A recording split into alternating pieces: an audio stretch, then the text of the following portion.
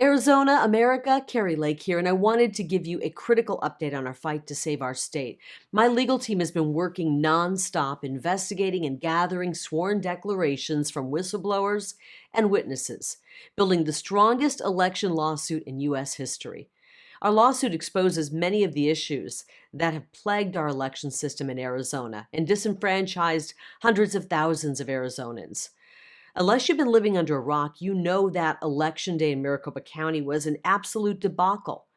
The election was a sham. Everyone knows it. A recent poll shows 72% of Arizona voters, Republican, Democrat, and Independents alike, agreed that voters were deprived of the right to vote on Election Day here in Arizona.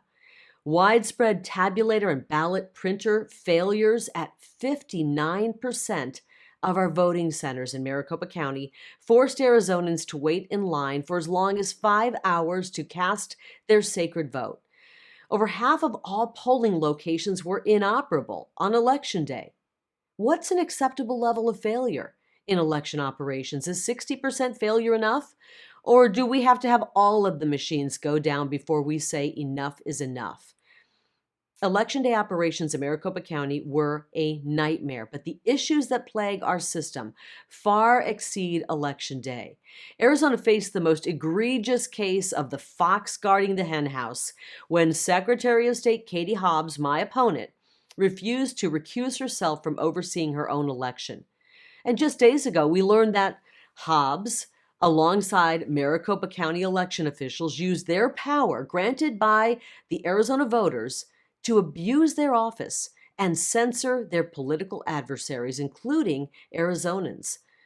To put it simply, the people running elections in Arizona worked with the federal government to remove speech that they didn't like from social media platforms so that they could continue running botched elections without criticism or critique. This is an egregious assault on our First Amendment rights. And then the two men responsible for conducting election operations in Maricopa County, you can't make this up, started and supported a super PAC aimed at taking us down.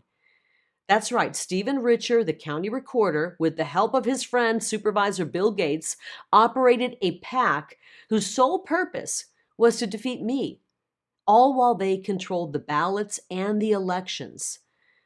Knowing that, how could anyone believe the breakdown of Election Day operations was anything but intentional sabotage? Their hatred of me and our political movement, made up of we the people, should have been enough for them to recuse themselves from anything having to do with elections. But they didn't do that. Instead, they turned Election Day into a debacle, knowing that our supporters were planning to vote in huge numbers in person on November 8th.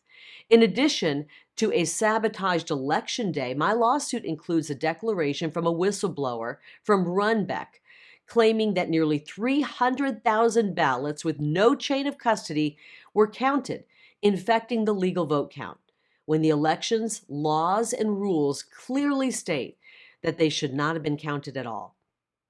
Other whistleblowers came forward to declare under threat of perjury that tens of thousands of ballots did not pass the signature verification process set up to keep illegal ballots out, only for those rejected ballots to be counted anyways. Another violation of our laws. Whistleblowers explained how security measures passed by law were blatantly ignored and skirted to infect our election. When that happens, every single legal voter in Arizona, Democrat, Independent, and Republican, are disenfranchised. Also in our lawsuit, surprise, surprise, 25,000 ballots appeared out of nowhere 2 days after Election Day. And many more uncounted Door 3 ballots were mixed in with already counted ballots than Maricopa officials admit to.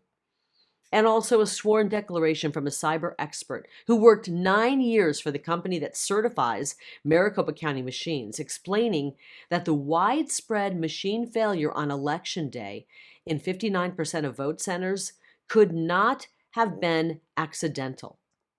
The lawsuit is so revealing, and if you want to read it, you can go to our website, savearizonafund.com. It's right there on the homepage. Our movement is so powerful that those running our election system, including the woman I ran against, had to pull out every trick possible to silence our voices and trample on our sacred vote. Now, if they thought we would just sulk and accept the results of a rigged sham election, they were wrong. My resolve to fight for the millions of Arizonans disgusted with years of botched elections is stronger than ever.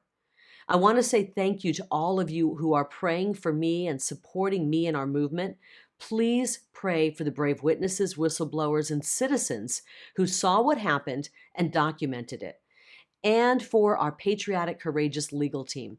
And pray for the judge who's overseeing this case. The world is watching what happens here. We, the people of Arizona, demand honest elections, and we won't stop until we get them. Arizona, I love you with all my heart, and together we will restore faith and honesty in our elections.